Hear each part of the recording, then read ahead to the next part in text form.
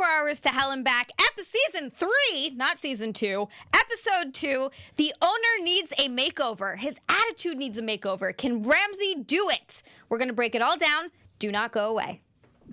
I'm Maria Menounos, and you're tuned in to AfterBuzz TV, the ESPN of TV talk. Now, let the buzz begin. Hello. The flashing lights. Flashing, I know, it makes you feel like you're ready for a party. We know it. Oh, We're in it's the a club. party every day when Gordon Ramsay comes to play. Oh, yeah. And by the way, last episode, Saba is ready for that party. It's a party. It is a party. Yeah, last week she was all like quiet and shy. Now she's like, I've done this once before. I got this. Oh, yeah. It's exciting. It's exciting to come here and talk about Ramsay. Heck yeah, you are. Last episode, I was saying that it was season 2. That's because we started the after show on season 2. And my brain was like, it's season 3. We're on season 3, episode 2. It's the second season that matters because this is the second one we're doing. Exactly. Right. The first one, we didn't do the after show, so it's cool. It's whatever. Okay, you're forgiven. Yeah, thank you. Thank you, Saba. Appreciate that. So we're going to be breaking down basically the transformation of Blend on Main and Manasquan? Manasquan. Back to Jersey, And Jersey. baby. Which I love Jersey so much. So next time I'm going to have to go there. Before we dive into that, I have to introduce my wonderful panel. To my left, we have Saba. Whoop, whoop. Hi. And that was adorable. Adorable. Applause. And Mike. I'm here again, Zia. What is up, everybody watching us? Thank you so much for tuning in. And I will pass it on to you know him, you love him. He's probably not camera ready because we don't ever warn him. But it's producer Jonathan. What's up? How you guys doing? Hey. Producer Jonathan, chef of 11 years. He adds a lot of authenticity to our show. That's when why we talk he's on about this the after show. culinary aspects. That's exactly right. why he's on it. So if you have any questions, give me a shout. Boom. and I'm Zia, and I've been a server for, good Lord, I'm not even going to tell you how long. So I'm going to bring that to this. It's fun. Here we go. This was a bit of an interesting one. So they didn't focus so much on the makeover of the restaurant. They didn't go into the kitchen too much. They did a makeover on the dining room, but this seemed to be more of a makeover really on the chef/owner, his attitude. Yep. He could not keep it together. So when we first go in there, basically Ramsay comes in we have to talk about the disguise before we jump into. Bad. Oh my God. It was really bad. wrong And that it was right. I really like Chef James. Chef James, because that was Chef James too at the beginning of the episode, and then at the end when he judged the little halibut cook-off. Chef James Avery is a very accomplished chef by himself. He was actually a consulting chef on Hell's Kitchen to start out with, and then left. I think he has a couple of his own restaurants, came back to Hell's Kitchen as one of the sous chefs on air. So he's a very talented chef in his own right, but the idea behind this disguise was we're going to dress him up to look like Chef Ramsay, but make it outlandish. Like he's in disguise. But it looked like something in a haunted maze that you go to. Exactly. He was wearing someone else's skin. It was really creepy. And he had no expression. Yeah. Like he just looked like he came out of your worst nightmare. Terrible. Well, he wasn't Seriously. trying to True. do an English accent or anything, No. so it's fooling nobody. Yeah, it was truly so truly obvious. terrible. And then to continue this on, everybody, you saw this. This was the worst reveal ever. Yeah. And I feel like whatever producer came up with this, or I know my man Gordon did not come up with this because he'd have a much better idea than this was some intern or something because this is a terrible idea. Somebody was like, this will be great. Chef James will stand up and rip everything off and everybody will think it's going to be Gordon. Everybody couldn't have been more confused in the restaurant. No. They were not expecting Ramsay to be under the mask. Yeah. They were just confused about what was going on. And then finally, when Chef Ramsay, who was playing the cameraman, took his stuff off, then the owner was like, oh God, okay, it's happening. Yeah. But the patrons of the restaurant had no idea what to expect. No. Yeah. And the best was when they all started clapping and Chef Ramsay was like, okay, there is nothing to clap about here. We love it. Boo to you guys. When Gordon yells Why at are you people clapping? is the best. Yeah, and he shut the patrons down. He's like, stop. Oh, you stop it. This place is terrible. We don't clap. And actually, it's not that terrible. It's not. It's actually a beautiful restaurant. It was I really thought. I agree. It was really nice. It was Yeah. upscale. It didn't look like very dingy when you walked in. No. Like I understood the makeover that they did. It was nice, Yes. but it didn't 100% need it. No? And they didn't go into the kitchen. The kitchen wasn't disgusting. They did focus a little bit on the food. They were saying that somehow it was burnt but raw in the middle. Right. It was fishy and mushy. There was some rotten raw halibut, I guess, which... some fruit. We saw some bad some fruit, healthy and Yeah. Chef Lou did the finger dip test thing, which is really good. We can't downplay that. That's gross. really That's gross. disgusting. That is really gross. Yeah. But compared to what we've seen in previous episodes, not much of anything at all. Really like, not that actually a bad. big deal. Yeah. And we did, so in our special segment in the show, we love to go through and we'll look at the Yelp reviews before and after, and we will get to that at the end of this, but I just have to tease that the Yelp reviews weren't terrible to start.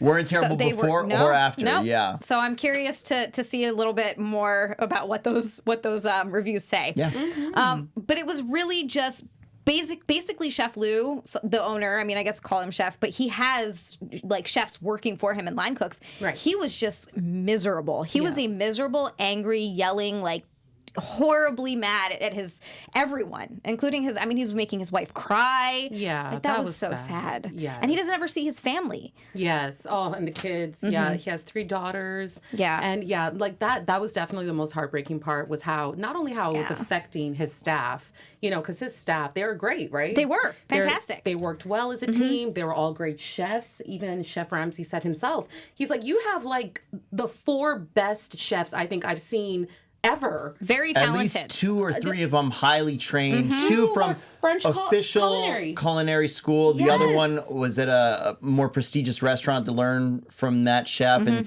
then the dude as well learned under another chef. So very, very capable chefs. Again, not like we're used to seeing on this show. It's usually like a bunch of buddies or whatever that just happen to stumble into cooking. Right. A bunch of line cooks that were like, we just got the job. I don't know. Or not even. Like, they used to sell video games at GameStop next door, and they were like, well, I need a new job. And they're like, we'll hire you. We'll pay you minimum wage. I can flip burger. Yeah, you know. These guys were actually pros. Yeah. You know, They were. So that was really sad to see that, you know, they weren't the issue. It was actually the opposite. It was Lou, you know, and that's really sad, you know, when the man that we are expecting to lead a team can't even do so. Right. So he was the cause, you know, of all the problems. And then to see also on the flip side, the way it was affecting his family, that was just like double whammy. That was really sad to see. This show really had the triumvirate, anti-triumvirate, right?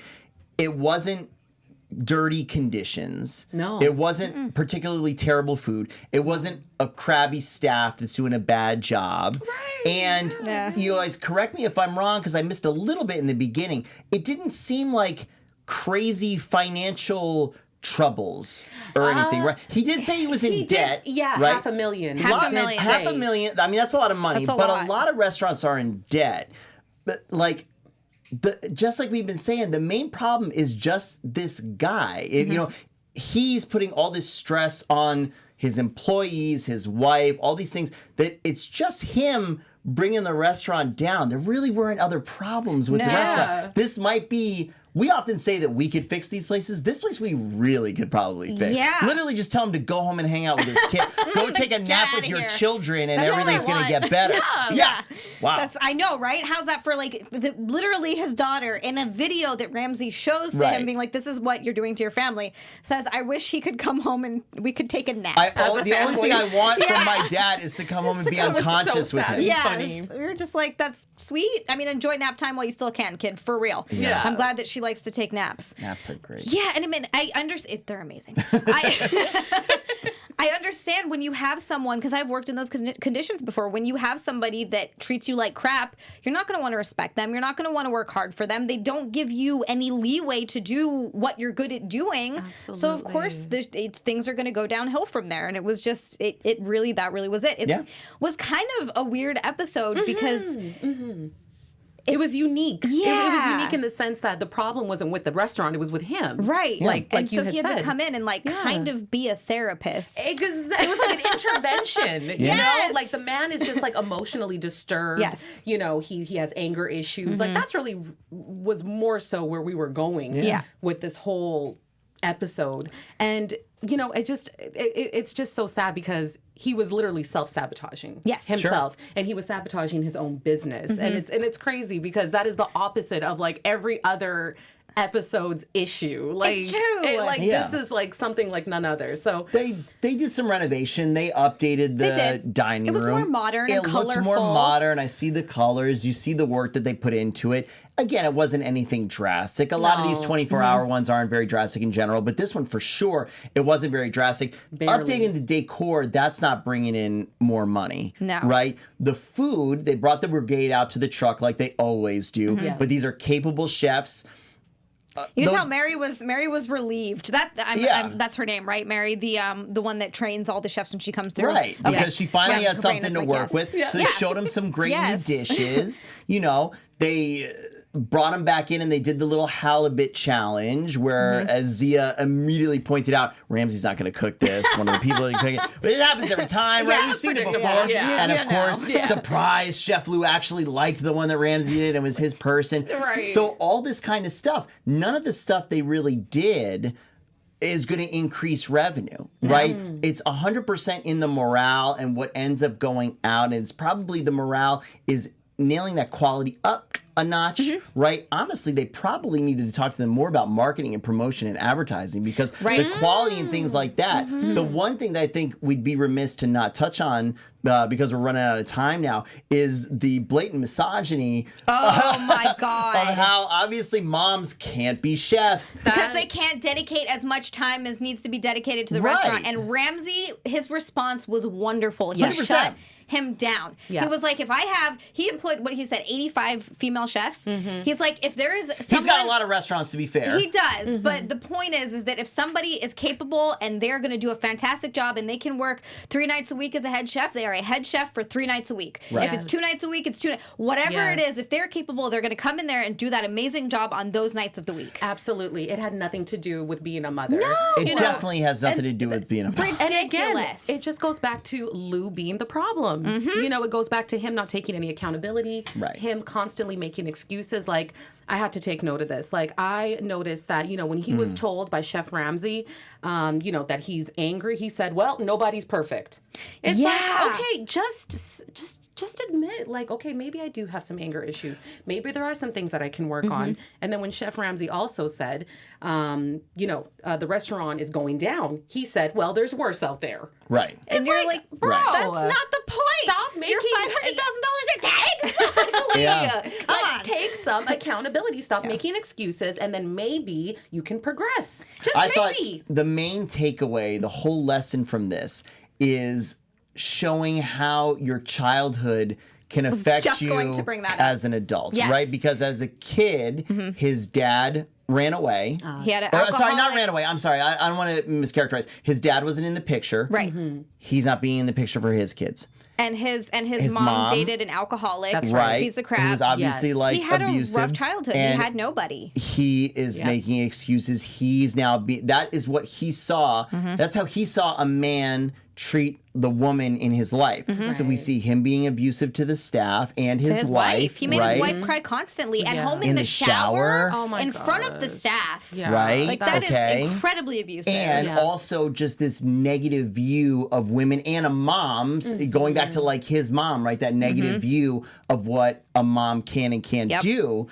He just needs some Gordon to smack some rewiring into his head there. Well, I literally wrote this down right here. He needs therapy. And Probably. I've seen this before. He's not the only person that takes these things and handles them in a very angry way. Some people don't know how to handle that kind of hurt and that kind of pain and those traumatic experiences and that kind of upbringing. A lot of those people end up very angry, and that's that's what happened. And he needs a lot of therapy. Yeah. They did do it 3 months later, and it did seem like he was doing a lot better. His wife said he was doing better. The staff said he was doing better. So maybe he really recognized that he was the problem and what was going on, and hopefully got some help, because I think he really needs that just in his life in general. It really Absolutely. makes you wonder what causes a staff to stick around. Like, if these talented chefs, why bother? I wonder if there are not a lot of other options in that town. I don't know how Manasquan's big not. Manasquan is. I believe. I mean, I'm from Jersey. This is going to be embarrassing, but Manasquan, I believe, is more of a shore town. Okay. So there should be other. Is that right, everybody? Somebody tell us. I love Jersey. I'm not sure. I'm from Canada. You're like, I'm not even from this I'm country. from North Jersey. That's a great excuse. I'm from North Jersey. Let me just look it up It's a because really good one because every of what time. he was saying, how I'm it's from very Hawaii, seasonal. That's far too. You're from Hawaii. Everywhere is a shore town. Yeah. The whole Let me island's a jump in shore right town. here. I got it up on screen. Man, that's what Thank it is. you. I was right. I was Hey, right. there we go. I was right. So that's what he's saying when Lou was saying that it's really a 2 months out of the year kind of business because people go down the shore. That's what we call it in Jersey. You go down the shore. Go to the shore. Down the shore. Down the That's shore. the phrase. You go down the shore to Okay. vacation. Everybody's got their spot. They go down the shore. And so I'm sure he sees this crazy amount of business June, July, or something like that, July, August. Well, that's what they said. They said 2 months out of the year. Exactly. It's very seasonal. Yeah. But there are people that live in that area. You have to figure out course. how to get the locals to Of come course. year round. That's- and and that's the challenge. that's but the key to all of it. marketing and Absolutely. everything. Yeah. But we are running out of time, and I do want to get to the Yelp reviews just because Let's see I 'em. am so curious to see. Bring We it looked on. at it before before we started watching I the did. show. Guys, if you go to Yelp, on Yelp, this is called Blend by Chef Lou. It's not called it's not called Blend on Main. It's called Blend by okay. Chef Lou. And we know that this was shot there around September, early October of last year.